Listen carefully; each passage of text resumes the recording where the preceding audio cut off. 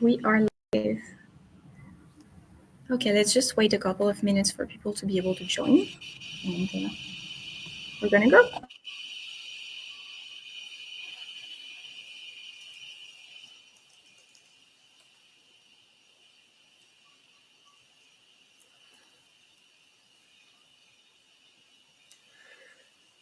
Caroline, I think I can see now the arrow to advance the slides myself. Sure. Do you want to try it out? That works? Perfect. Yeah.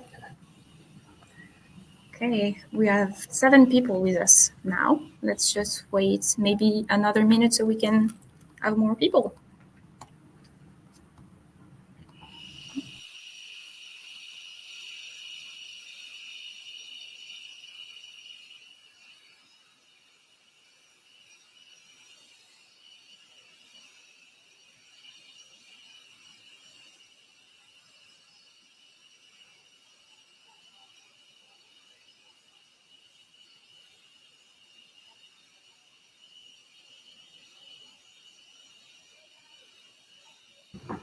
Bonjour tout le monde, merci de vous être rejoint à notre live Facebook à propos de la coqueluche.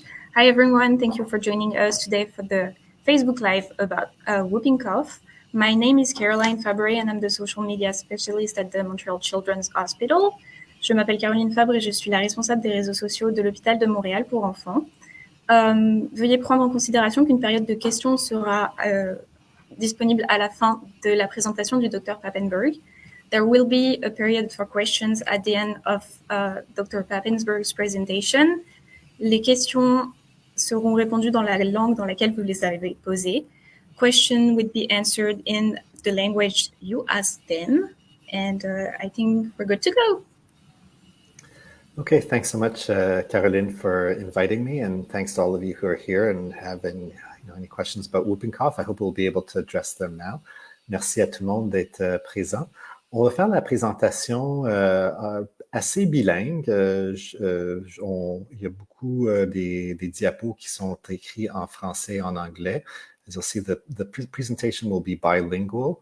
I'll try and make it as evenly done as possible. So, what are we going to talk about today? C'est quoi les objectifs aujourd'hui? En premier, c'est quoi la coqueluche? What is whooping cough? Pourquoi voyons-nous une augmentation des cas à Montréal? Why are we seeing more cases this year in Montreal? Et que pouvons-nous faire pour prévenir la coqueluche? What can we do to prevent pertussis or whooping cough? So, what is whooping cough? C'est quoi la coqueluche? Whooping cough is caused by a bacteria called Bordetella pertussis, and in English it's often called pertussis. Donc c'est une maladie qui est causée par une bactérie respiratoire qui s'appelle la Bordetella pertussis. C'est une maladie qui est strictement humaine. En d'autres mots, il n'y a pas de réservoir dans l'environnement ou dans des hôtes animaux, par exemple. It's really strictly human-to-human spread. There's no environmental reservoir, or you don't have animals that can get infected with pertussis. C'est très infectieux. On parle environ d'un taux d'attaque secondaire d'environ 80% dans un foyer si les gens ne sont pas vaccinés. It's very contagious. So once it gets into a household of unvaccinated individuals, we expect about 8 out of every 10 people in that household to get infected with pertussis. Transmission is by respiratory droplets. So they travel about 2 meters and they can be spread either directly or through contact with an inanimate object. La transmission, c'est par les gouttelettes respiratoires. Donc, surtout lors de la transmission à moins de 2 mètres, lorsqu'on est en contact avec quelqu'un d'infecté qui tousse, qui parle, qui nous respire dessus. Et puis, il peut avoir aussi un contact à travers des objets indirects, à travers des objets contaminés. C'est intéressant de noter que, contrairement à, par exemple, une pneumonie bactérienne, où est-ce que là, vraiment, les bactéries rentrent dans les poumons et causent directement une invasion des alvéoles pour causer des problèmes respiratoires, la coqueluche, elle, excrète des toxines et elle reste surtout dans les voies respiratoires supérieures et ce sont les toxines au niveau local qui causent la toux ou peut-être au niveau systémique aussi qui peuvent causer une maladie très sévère chez les nouveau-nés. So, Contrary to other bacteria that can cause pneumonia, pertussis doesn't get into the lungs and into the alveoli. It doesn't make pus that gives us difficulty breathing.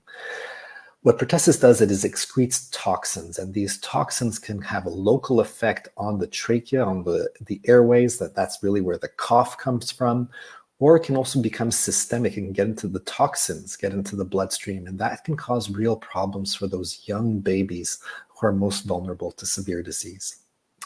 And finally, infection or vaccination offers immunity, but it's only partial and it's short-lived. So we estimate that after a pertussis infection, you have immunity for about 10 years, maybe 5 to 10 years probably. And after vaccination, you have immunity for about 5 years.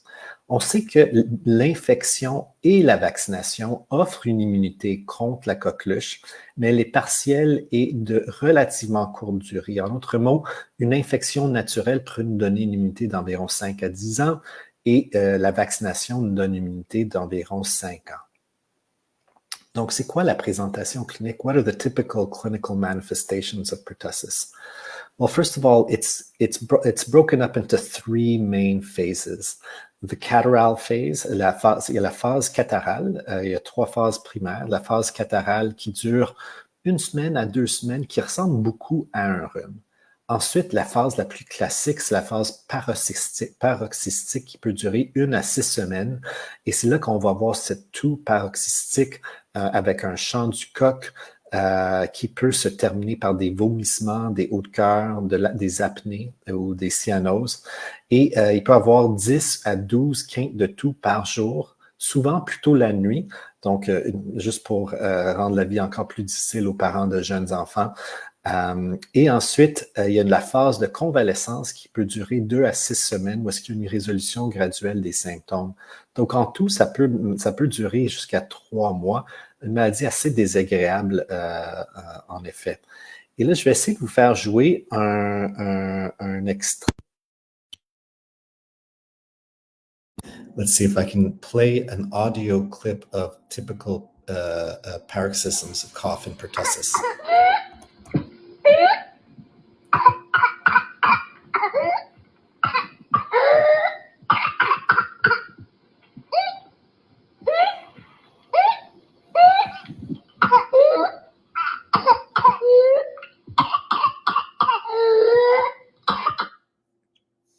So that's your typical young child who's having pertussis with paroxysms, and you can hear the whoop in between, le chant du coq, qui donne le nom de la coqueluche, or the whooping cough, that's where it gets its name from. And that is quite typical for young children. Now, just to go over that again in English and add on a couple of additional things, we said that there's 3 phases to pertussis disease. There's the catarrhal phase that really just looks like a cold for the first week or 2. And then it goes into the paroxysmal stage that can last 1 to 6 weeks with those characteristic whooping cough episodes that can happen 10 to 12 times per day, often at nighttime. And then there's a convalescent stage that lasts for weeks. Overall, it can last up to 3 months, where symptoms get gradually better. The incubation period, that's the time between the infection until the moment that the symptoms appear. It's usually about 5 to 10 days between that infection and symptom onset, but it can be up to 3 weeks, 21 days. Donc, la période d'incubation, c'est le temps entre le moment d'infection et le début des symptômes. Et pour la coqueluche, ça, c'est typiquement 5 à 10 jours, mais ça peut aller jusqu'à 3 semaines. Now, this slide, really, I just wanted to illustrate how symptoms will differ between infants and young children and teenagers and adults. Teenagers and adults will have that more classic bouts of coughing with the whoop and that chronic cough that stays with it. Whereas infants and young children, they'll have the early symptoms as well, but they'll be punctuated by pauses in breathing, apnea, which can be quite worrisome actually. And they can also have serious problems with their breathing, developing these apneas or pneumonia. They can even get complications such as encephalopathy, seizures, and even death. But that's really young infants in their first months of life that are at risk of these most severe complications of pertussis. Donc, j'utilise cette diapo juste pour illustrer que les ados et les adultes ont tendance à avoir des symptômes plus classiques où la toux est vraiment prédominante, alors que les jeunes nourrissons vont avoir ce genre de rhume au début qui peut être ponctué d'apnée, donc de pause respiratoire, et les complications ont lieu surtout chez les jeunes nourrissons. On parle de pneumonie, difficultés respiratoires, il peut avoir des convulsions, des encéphalopathies, et même la mort, presque tous les morts au Canada de la coqueluche ont lieu chez les enfants en bas d'1 an. Okay, let's talk about the situation in 2024. Qu'est-ce qui nous arrive maintenant en 2024? So if you look back historically, you can't talk about pertussis epidemiology without talking about the vaccines. And you can see that with the introduction of the first vaccines in the 1940s, a real drop in pertussis incidence. There were newer, safer vaccines that were introduced, and we still had some outbreaks of pertussis. And then we saw that back in 2012, we had a larger outbreak in Canada. Donc, quand on parle de coqueluche, on doit parler des vaccins et leur effet sur l'épidémiologie. Comme vous pouvez voir, l'introduction des premiers vaccins dans les années 40 a fait une réduction dramatique de l'incidence de la coqueluche. Et là, maintenant, on a des vaccins qui sont plus sécuritaires, moins d'effets secondaires, mais aussi, peut-être que leur immunité est un peu moins de courte durée que les anciens vaccins. Fait qu'on a commencé à voir des éclosions. À tous les 3 ou 5 ans au Québec, on a des éclosions de coqueluche depuis qu'on utilise le vaccin acellulaire qui est hyper sécuritaire, mais que l'immunité dure un peu moins longtemps. We've been having outbreaks of pertussis in Quebec about every 3 to 5 years since the introduction of the very safe and effective acellular vaccine, but that has a shorter duration of immunity. So you see that as more and more people in the population become susceptible, there's an outbreak, people become more immune again because there was more transmission, and the outbreak gets controlled, and every 3 to 5 years, we have these little epidemics. But this past year, we've seen a real rise in the number of cases that have been detected. And it's interesting to note that the age group that's most affected is 10 to 14 years that you can see here, the green line. Whereas before the pandemic, we had mostly young infants in their first year of life that were affected. I think that the most likely explanation to that has been the introduction of a program for vaccination during pregnancy that protects our youngest infants against pertussis during the first few months of life when they're most vulnerable. Comme vous pouvez voir ici, on a eu une augmentation très importante du nombre de cas de coqueluche en 2024, avec le groupe d'âge de 10 à 14 ans qui sont le plus affectés.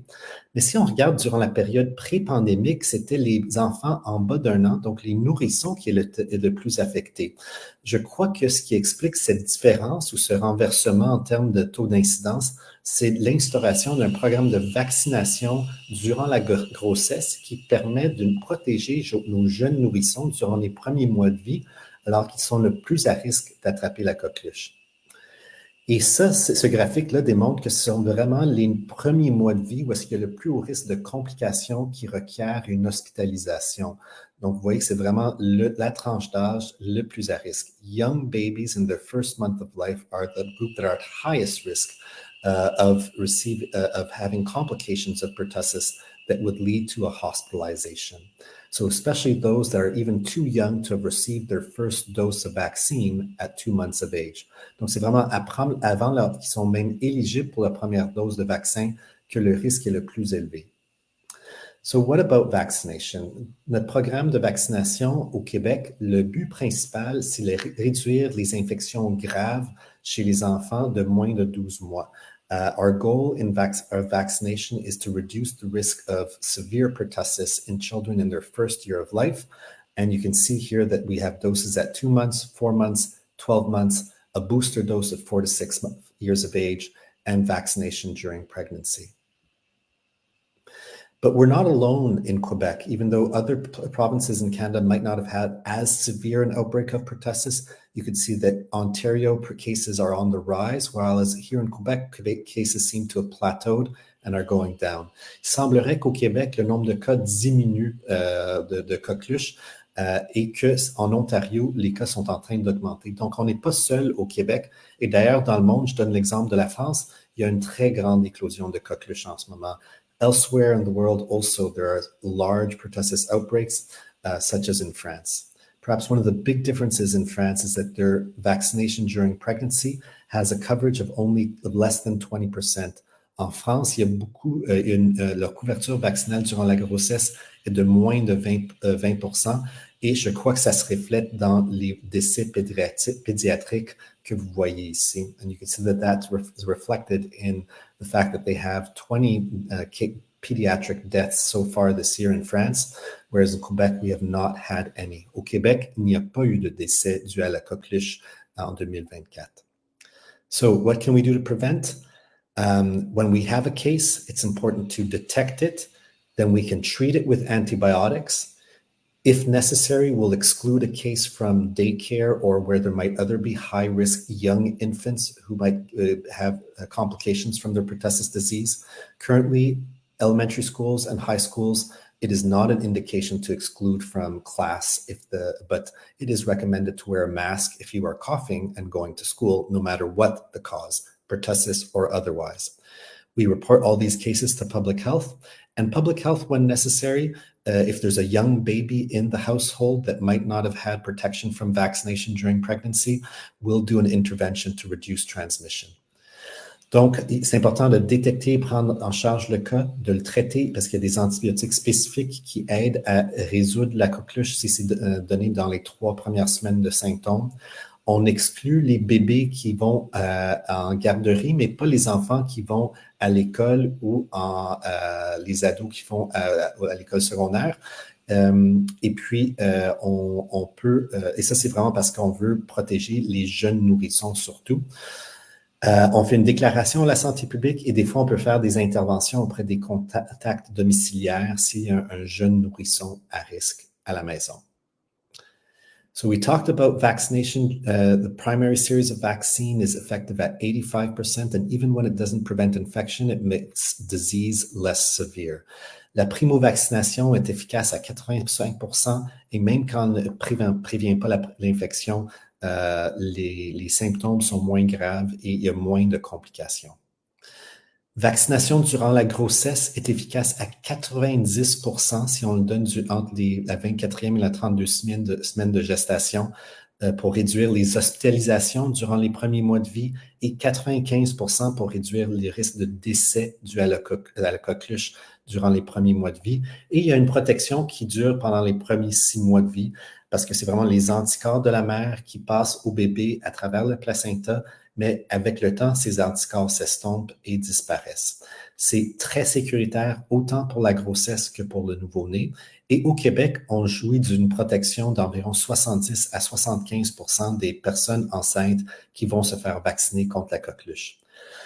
Vaccination during pregnancy, very effective at preventing a severe disease in young infants, 90% at reducing hospitalizations and 95% at reducing the risk of death in the first few months of life. And there's protection up until 6 months of life.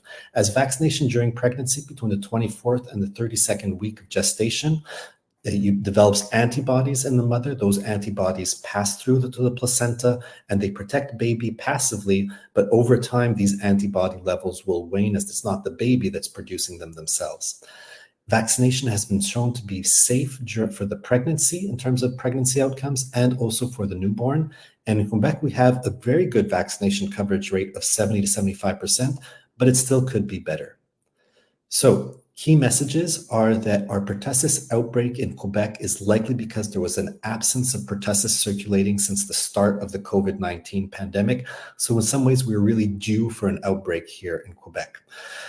We know that young infants in their first few months of life are at risk of severe disease, and those are the ones we want most to protect, particularly those that did not benefit from vaccination during pregnancy or did not yet get their primary series of vaccines. So it's very important to promote pertussis vaccination during pregnancy and to make sure that our regularly scheduled vaccines at 2 and 4 months are given on time. Donc, l'éclosion de coqueluche au Québec en 2004 est liée à l'absence de circulation de la coqueluche pendant la pandémie de COVID-19 et qu'on était dû d'avoir une éclosion au Québec puisqu'il n'y avait pas eu de coqueluche qui avait circulé depuis plusieurs années. Les jeunes nourrissons, durant leur premier mois de vie, c'est eux qui sont les plus vulnérables à risque de complications et d'hospitalisation et même de décès. Et c'est particulièrement les bébés qui n'ont pas pu bénéficier de la vaccination durant la grossesse ou qui sont trop petits pour recevoir leur première dose de vaccin eux-mêmes. Donc, c'est important de promouvoir la vaccination de la coqueluche durant la grossesse et aussi de s'assurer que les nourrissons reçoivent leur calendrier vaccinal à 2 mois et à 4 mois et ensuite à 12 mois de vie pour les protéger contre la coqueluche. So, I'm happy to take any questions. Ça me fait plaisir de prendre des questions. Merci beaucoup, Dr Papenburg, pour cette présentation très intéressante. Thank you very much for answering a lot of questions. Nous avons quand même quelques questions dans le chat. La première qui dit « Quelles sont les mesures à prendre si on a la coqueluche et à quel moment devient-il nécessaire de consulter ?» Donc, excellente question. Je pense qu'une toux qui persiste pendant plus qu'une semaine ou 2 semaines, c'est une indication que, surtout est-ce qu'il y a encore beaucoup de coqueluches qui circulent, ça vaudrait la peine de consulter pour voir si on pense que c'est la coqueluche ou autre chose. Sachez qu'il y a plusieurs autres virus respiratoires qui peuvent causer une toux, mais c'est vraiment après la première semaine, si la toux persiste et surtout s'il y a ces quintes de toux, des paroxysmes, si on a été en contact avec quelqu'un qui a la coqueluche, toutes ces choses-là augmentent notre suspicion de coqueluche en tant que médecin et qui vont nous aider peut-être à vous prescrire des antibiotiques spécifiques pour la coqueluche dans un tel cas.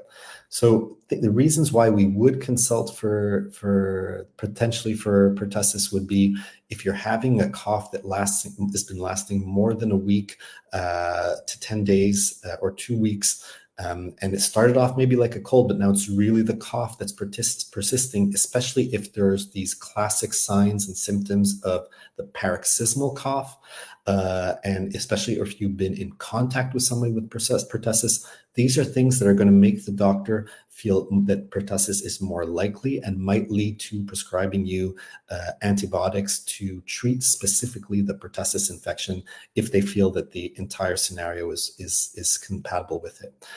Now, what should we do if we have pertussis? Really, I think it's trying to make sure that we are adequately diagnosed if the symptoms are typical for pertussis.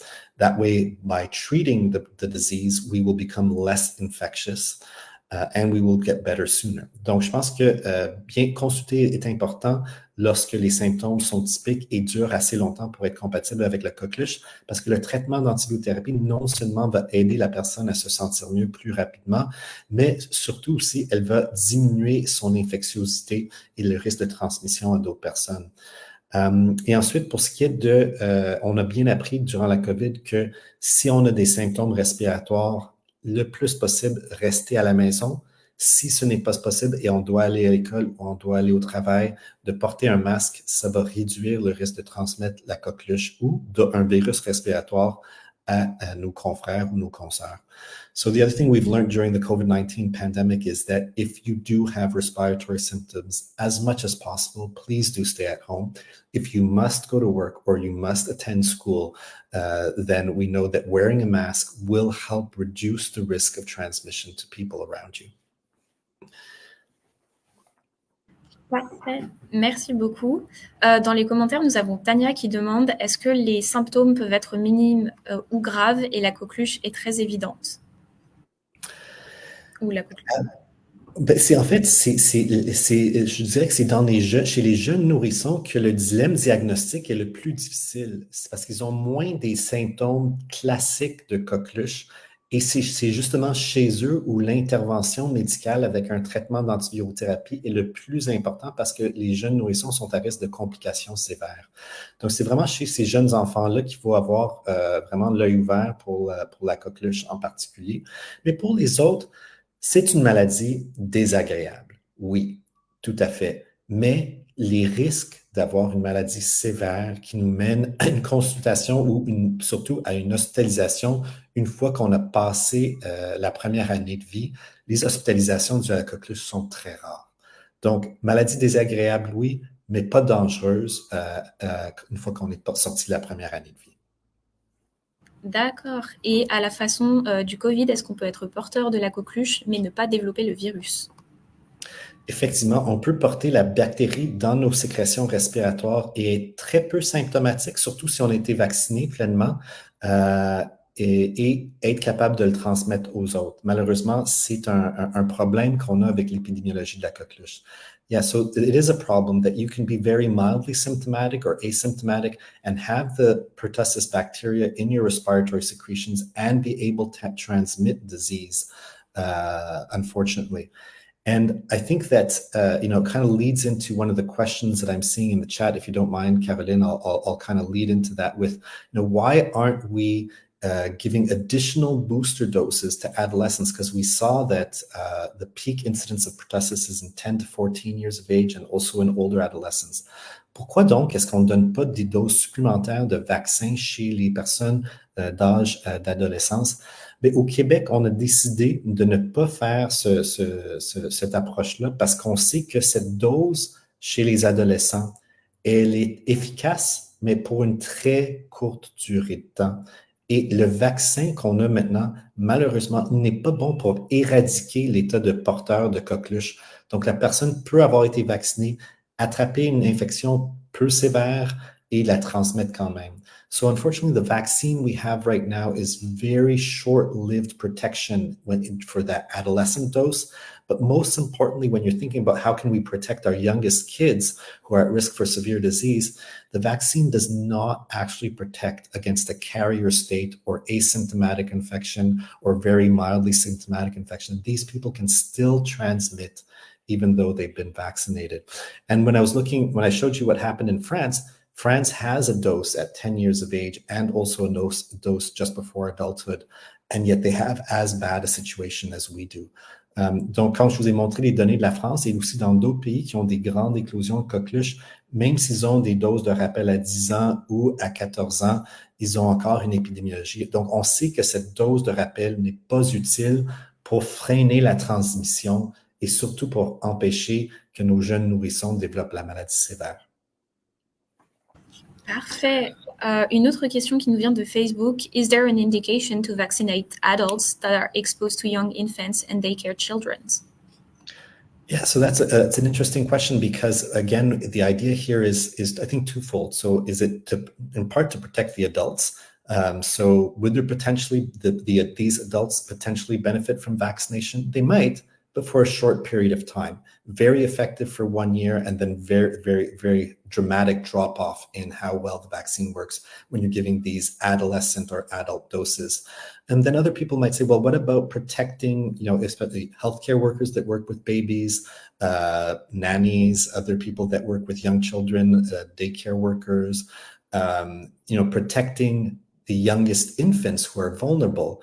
And it comes back to that same concept that I was saying before. Unfortunately, the vaccines that we have are not good at protecting against the carrier state.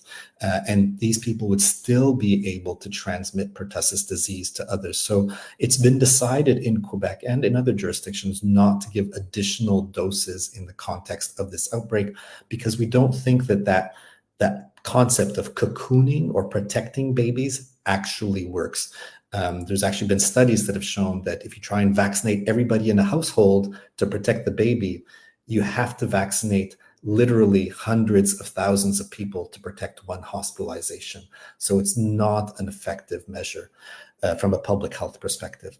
Donc, juste pour résumer ce que je dis, c'est que l'idée de protéger les jeunes nourrissons en vaccinant les gens alentour d'eux, que ce soit des adultes qui travaillent avec les jeunes nourrissons, que ce soit les membres de la famille qui accueillent un jeune nourrisson. Malheureusement, ce n'est pas une façon efficace parce que le vaccin qu'on a présentement n'est pas bon pour prévenir l'état de porteur de la coqueluche et ces gens-là peuvent quand même transmettre la bactérie. Et il y a eu des études qui ont même démontré que ça prendrait des centaines de milliers de doses pour prévenir une seule hospitalisation avec ce genre d'approche-là. Donc, c'est pas efficace en termes de mesures de santé publique. D'accord, donc dans cette direction-là, est-ce que les pères qui sont en attente d'un enfant à naître devraient, eux, contrairement aux autres, aller chercher un booster? Les pères qui sont en attente? C'est ça. Oui.